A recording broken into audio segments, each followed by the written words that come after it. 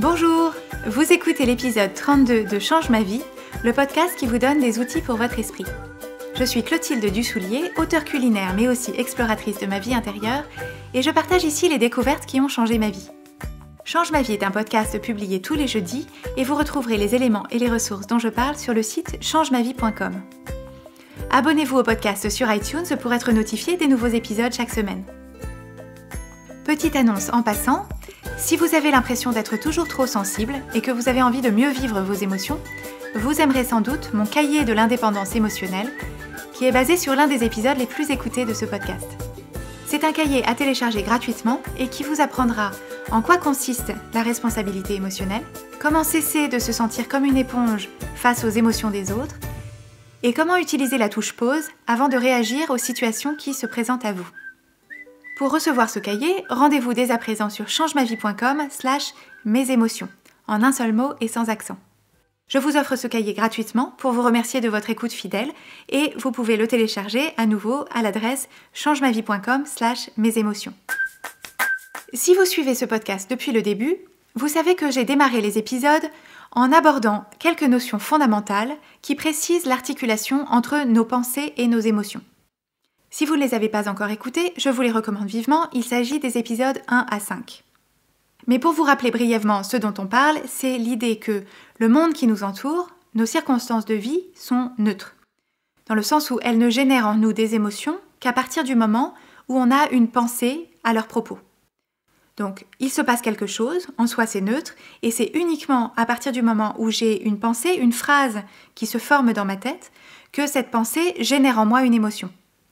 Et mue par cette émotion, je vais agir ou réagir, et en fonction de ces actions, je vais obtenir certains résultats dans ma vie. Des résultats qui me plaisent ou qui ne me plaisent pas d'ailleurs. Cette articulation, c'est, à mon sens, la clé de tout. Donc, si pour vous ce n'est pas encore très clair, je ne peux que vous recommander d'écouter ou de réécouter les épisodes 1 à 5 de ce podcast. Et si vous vous souvenez, quand je vous ai présenté ces notions, je vous disais que ce serait vraiment bien d'enseigner ça à l'école, parce que ça me paraît tellement fondamental dans nos façons d'habiter notre vie intérieure, que ce serait vraiment utile d'apprendre ça quand on est jeune. On y viendra sans doute, parce que je vois qu'en école maternelle, les enseignants commencent déjà à développer des activités autour de la méditation, de la respiration et même du yoga. Donc j'applaudis de toutes les mains que j'ai à ma disposition. Mais en attendant, si on a soi-même des enfants, comment peut-on faire pour les initier à ces notions et commencer à leur donner des clés pour qu'ils abordent le mieux possible leur avenir émotionnel ? C'est de ça qu'on va parler cette semaine et la semaine prochaine. Je vous ai préparé 2 épisodes pour vous présenter 2 perspectives un peu différentes. J'ai moi-même des enfants, j'en ai 2, et ils sont encore assez petits, ils ont 2 ans et demi et 5 ans et demi.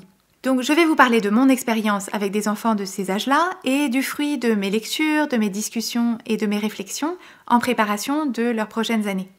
Si vous êtes un parent un peu branché parentalité positive, vous retrouverez sans doute des parallèles avec ce dont je vais vous parler.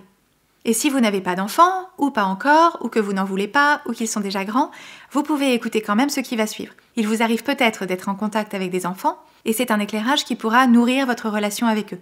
La première chose que j'ai envie de dire sur le sujet, c'est que les enfants apprennent beaucoup plus par l'observation, par l'exemple, l'imitation, que par tout ce qu'on peut essayer de leur expliquer ou de leur inculquer explicitement. Je pense souvent à ça, pour me rassurer, sur les questions d'alimentation. À mon sens, c'est beaucoup plus efficace qu'un enfant voit tous les jours qu'on a des légumes dans son assiette et qu'on les mange avec plaisir, que de leur marteler à longueur de repas à quel point c'est bon pour la santé.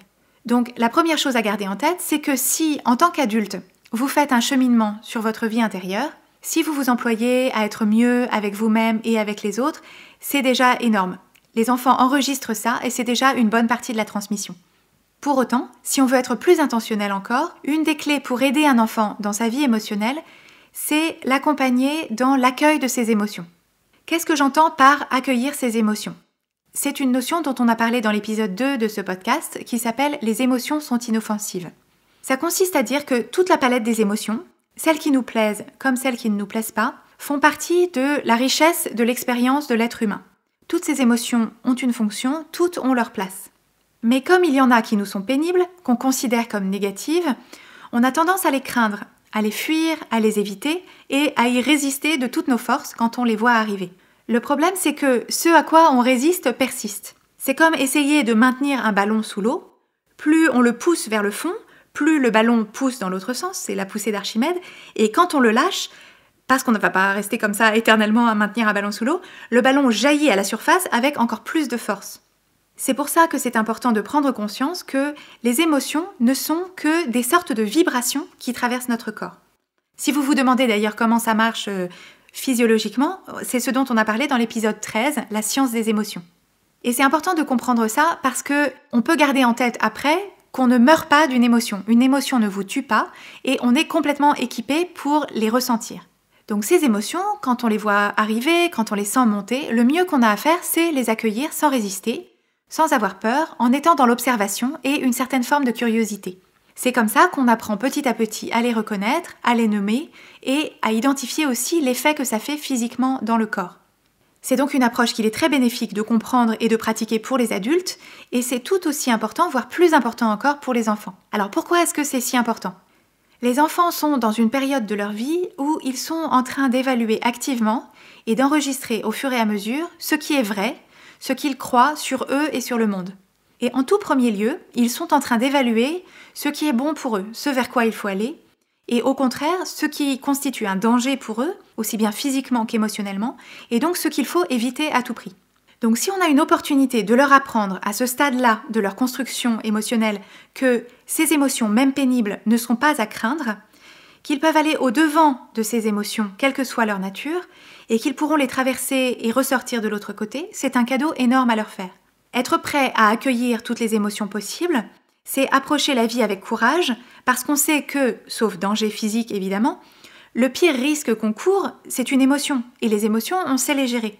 Ça veut dire qu'on peut oser avancer dans sa vie sans craindre la déception, la honte, sans craindre de se sentir rejeté, sans craindre de ressentir des doutes, sans craindre la peur. Et ça, si c'est pas le genre de super pouvoir qui rend invincible, je ne sais pas ce que c'est. Alors, si on veut aider son enfant à accueillir ses émotions, comment est-ce qu'on s'y prend ? La première chose, qui est sans doute la plus difficile si on est le parent, c'est qu'il ne faut pas essayer à tout prix d'éviter à nos enfants les émotions négatives, ni essayer aussi rapidement que possible de les résoudre, de les minimiser, de les nier ou d'essayer d'argumenter avec l'enfant pour le convaincre que non, en fait, il n'y a aucun problème. En passant, la raison pour laquelle on fait ça, c'est que quand on est parent, souvent on se sent mal quand notre enfant se sent mal, et du coup, on préférerait qu'il se sente mieux pour que nous, on se sente mieux. Alors évidemment, on ne va pas faire exprès de les soumettre à des situations difficiles. Bien sûr, on fait tout ce qu'on peut pour qu'ils se sentent aimés, écoutés, en sécurité et bien préparés pour ce qui les attend dans leur vie. Ce que je suggère, c'est simplement que les conditions de vie normales d'un enfant, même quand il est dans cet environnement favorable qu'on s'emploie à créer pour lui, la vie, les circonstances et les rapports humains font que, inévitablement, il y a des moments où il va ressentir des émotions qu'on qualifie de négatives. De la frustration, de la déception, de la colère, un sentiment d'abandon, de la honte, de l'inquiétude, de la confusion, de la peur. Rien que la liste nous serre le cœur. En tant que parents, c'est vraiment dur de voir nos enfants les ressentir. Et tout en nous pousse à manipuler les circonstances et l'environnement pour les leur épargner. Mais ce n'est pas ça notre rôle. Notre rôle, c'est de leur transmettre ce message important qui leur dit en substance « Quand tu ressens une émotion pénible ou douloureuse, ça fait partie de la vie. Moi aussi, ça m'arrive, mais ça ne durera pas toujours. Je sais que tu as les ressources pour traverser cette émotion et je suis là pour t'aider si tu as besoin de moi. » Il n'y a pas de formule à appliquer point par point. Selon les enfants, selon leur âge, selon vous et votre tempérament, votre façon de communiquer avec votre enfant, ça va prendre des formes différentes, mais je voudrais juste passer en revue les quelques points importants.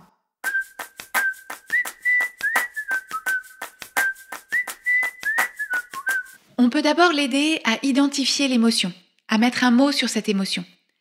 Si l'enfant est petit ou s'il ne sait pas trop, on peut lui faire une suggestion. Par exemple, j'ai l'impression que tu es triste, que tu es déçu, que tu es en colère, que tu as peur, et on voit si ça a l'air d'être ça. Ensuite, on peut parler de l'émotion avec lui pour dédramatiser et lui proposer d'essayer de décrire comment il la ressent dans son corps. À quel endroit du corps il ressent cette émotion ? Est-ce que c'est chaud ou froid ? Crispé ou vide? Est-ce que c'est une émotion qui a une couleur? Est-ce qu'elle a une texture? L'idée pour un adulte comme pour un enfant, c'est de passer en mode d'observation de l'émotion, ce qui permet de moins la subir. On peut soi-même d'ailleurs dire à l'enfant comment ça nous fait quand nous on ressent cette même émotion. Par exemple, vous voyez que votre enfant est déçu parce que ce n'est pas sa classe qui a été choisie cette année pour partir en classe de nature. Vous pouvez être avec lui, tranquillement, en lui disant « Oui, j'ai l'impression que tu es déçu. Je vois que tu avais très envie d'y aller. C'est vrai que c'est pas facile de voir les copains de l'autre classe qui vont aller en classe de nature. Moi aussi, parfois, je suis déçue et j'aime pas ça. Ça me fait le cœur lourd et puis j'ai chaud derrière les yeux comme si j'allais pleurer et tout me paraît tout gris. Moi aussi, j'aurais bien aimé que tu puisses y aller. C'est pas agréable d'être déçu. » Et voilà. On essaye de s'en tenir à ça et on résiste à la tentation qu'on a en tant que parent de bondir du canapé en disant « Viens, on va faire un gâteau » ou bien « Mais non, mais tu sais, à cette période de l'année, ils vont avoir de la pluie tout le temps, ça va être nul » ou bien « Tu sais quoi, on va aller au zoo ce week-end, tu veux? Allez, fais-moi un sourire » Autant que possible, on laisse l'émotion suivre son cours. Il ne s'agit pas de laisser l'enfant se morfondre toute la soirée. Au bout d'un moment, et ça, c'est vous qui connaissez le mieux votre enfant, on peut l'aider à passer à autre chose. On peut l'aider à se changer les idées. Mais ça, c'est à nous de le sentir intérieurement. Si on sent qu'on est dans l'urgence de résoudre la situation pour mettre fin le plus rapidement possible à cette émotion, d'abord pour lui, mais aussi parce que pour nous, c'est insupportable, on ne lui apprend pas à s'en dépatouiller. Il y a une image qu'utilise une coach américaine que j'aime beaucoup qui s'appelle Jodie Moore, qui a un podcast qui s'appelle Bold New Mom, que je vous recommande. Elle utilise l'image du personnel navigant dans un avion quand on traverse une zone de turbulence.